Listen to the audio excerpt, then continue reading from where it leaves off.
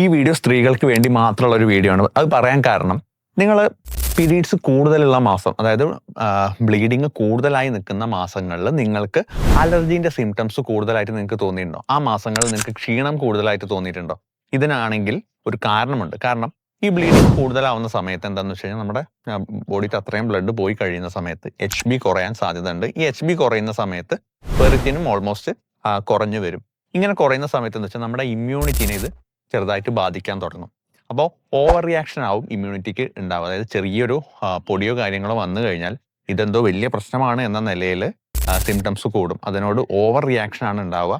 ചെറിയൊരു തുമ്മൽ തീർക്കേണ്ടത് 10 20 തുമ്മൽ ഉണ്ടാവാം. മൂക്കടപ്പ് കൂടുതലായിരിക്കും, ക്ഷീണം കൂടുതലായിരിക്കും, ഒന്നും ചെയ്യാൻ തോന്നാതെ നിങ്ങൾക്ക് ക്ഷീണം, കിടക്കാൻ തന്നെ നിങ്ങൾക്ക് എപ്പോഴും തോന്നും, ദേഷ്യം കൂടുതലായിരിക്കും, ഇറിറ്റേഷൻ കൂടുതലായിരിക്കും.